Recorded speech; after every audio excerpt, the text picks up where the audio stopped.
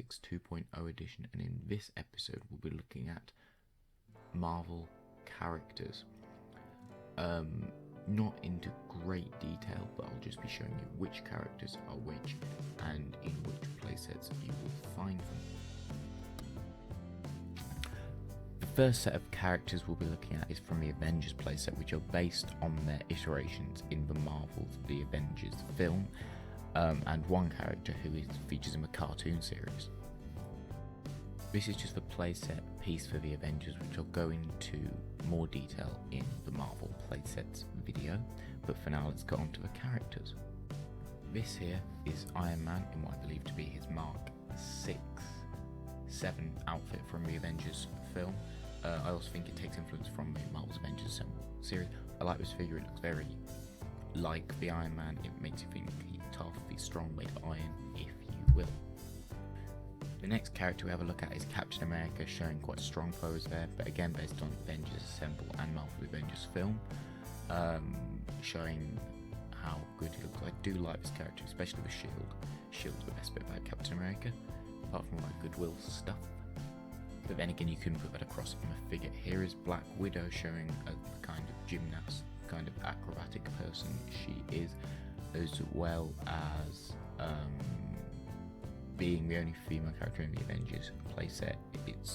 She's in the start pack and is a very strong female character. I still think they made her a bit unrealistically thin and things like that. But then again, they've done that also with Hawkeye, and I suppose it's probably just to go with the Disney Infinity aesthetic. It still doesn't seem right, but at least it's consistent, I suppose. So it kind of just shows that all the characters are meant to be like that. Anyway, here's Hawkeye with his bow and stuff.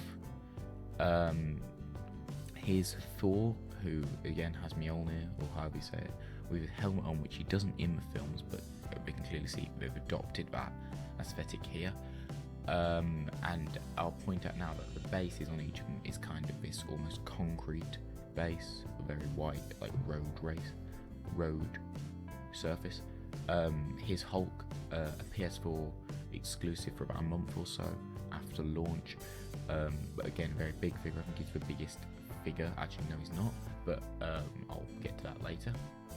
And the final character I was going to point out was Falcon, who we don't have a picture of his figure yet, but he will be released, and he is one that is based off the Avengers Assemble series dedicatedly. He looks nothing like he does in the Marvel Cinematic Universe. The final character we have is Loki, who you can see sent here amongst the villains. They'll be released all three of those will be released in Wave 2. As you can see, there's Loki on the right in an article, but again with the base, and if you get the PS4 Collector's Edition with the little fancy stand thing, there is also a place where he goes, but as far as I know, there isn't a place for Falcon.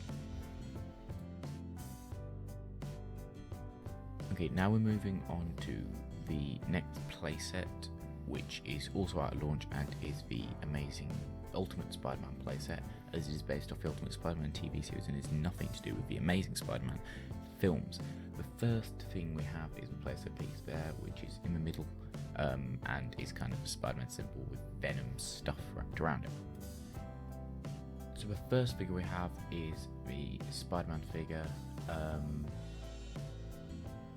here, and in the game is web attacks and stuff, what you'd expect from Spider-Man. That's one good thing about these figures, they're all very as you would expect, but that does bring up one other problem. The next figure we have is Nova, who is part of the Nova Corps, and is part of Spider-Man's team on the Ultimate Spider-Man TV show, which is how we know it's not based off films, because these characters don't and probably will never feature in the films due to rights issues and stuff like that. The next character we have is Iron Fist, who is again on Spider-Man's team in the show and looks very cool. One downside is that they haven't included White Tiger or Power Man, probably due to powers aren't that amazing, they're just kind of punchy ones, and they might not fit well, but they are characters in the playset. This is Nick Fury, again with his eye patch and his cool jacket just standing out. I think he can cross over into, I think he can cross over into the Avengers and possibly Guardians of the Galaxy, but I'm not sure about that. Nova can cross over into Guardians of the Galaxy. using crossover coins you find in the game, which I'll go into later. This is Venom, who is normally a villain, but for the purposes of the story, he is a good guy, despite his very villainous looking pose. The base is kind of very similar to the Avengers, but it's more black tarmac instead of the grey concrete. Finally, we have Green Goblin, who is the villain of this playset and will be released at some point in the future. As we were discussing, I was saying about how the attacks are as you expect, which is one slight problem. But creativity from Disney Infinity 1 is the slow economy attacks are almost generic. They're still fun and make you feel like the character, but they don't make you feel like they're toys anymore. They feel like it's just a Marvel game with lots of characters in. And the other thing was team up tokens, which I'll explain in playset videos, or possibly a collectibles video. The next playset we have is Guardians of the Galaxy, which is one I'm probably most looking forward to after I've seen the film and I love it and I want Groot. Here is the playset piece for Guardians of the Galaxy. The Milano with a little nose, of course, Star at the bottom. This is Star-Lord. He is again one of the characters in the Guardians of the Galaxy playset, obviously, and is played by Chris Pratt in the film. And these figures seem to be very based off the film and don't seem to take any influence necessarily from the comics at all. The next character we have is Gamora with her sword there, and her and Star-Lord are the other two characters available in the playset that you buy with the playset piece. And the base here is also very spaceshipy, so it looks like it's just parts of a spaceship. Here is Drax, of course, with the tattoos on him and his daggers. Again, looking very strong and also slightly angry, maybe slightly too angry to make it seem like a good guy. Because I know Hulk's angry, but he's always angry, hence the point. Groot here just standing. Don't need anything else though from a Groot figure, that's all you need. I am Groot. We are Groot. That's all you need. All you need from a Groot figure. I don't know what else to say. Apart from I love it and I want it, and I might just go and get it before I've got the game because I want Groot. And of course we wouldn't have Groot without his best pal Rocket here, who starts off with only one gun in the game, but part of his skill tree, which I'll come to in a moment, allows you to get two. But this figure here, obviously, as you see, features two. The final character, which isn't the second to last character, which isn't released yet and has just been announced, is Yondu. Who you can see there. There's some concept art on the left, but the figure's on the right, and is obviously released because of the success of Guardians of the Galaxy in the box office and how well it has been received. He was originally just a team-up power disc, but has been upgraded to a character, but the power disc will still be released. The final character we have is Ronan the Accuser, who is the villain of Playset and the big bad in the film.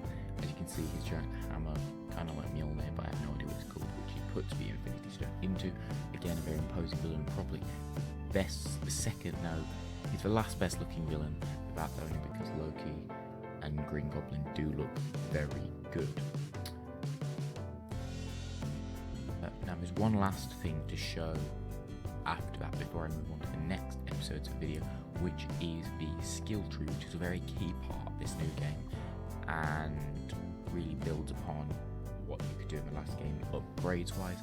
You can upgrade your characters, you get skill points. I don't know huge amounts about it, and I don't think huge amounts have been released about it in details about each character, but the overall gist is upgrade, so you can upgrade your attacks, your skills, stats and stuff like that, all upgraded from skill tree, and everybody's skill tree is completely unique.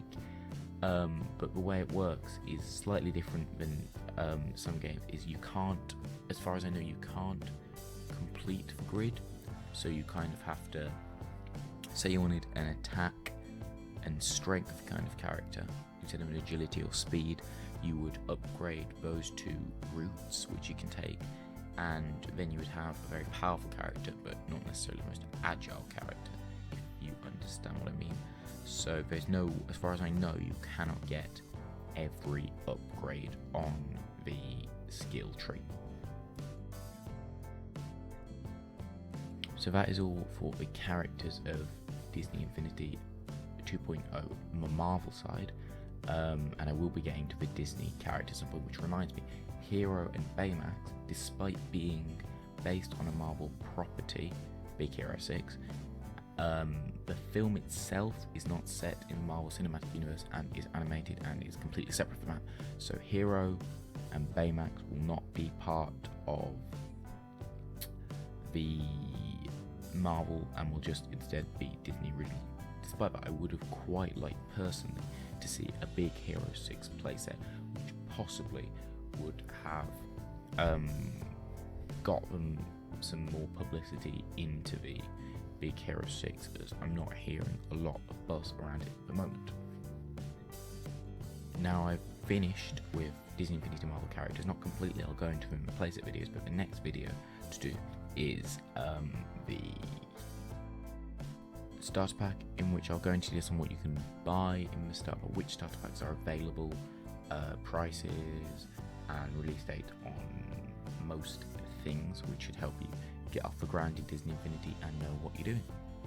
So that's all for time on this episode of Disney Infinity for Basics. I will see you next time. Like, subscribe, comment, bye.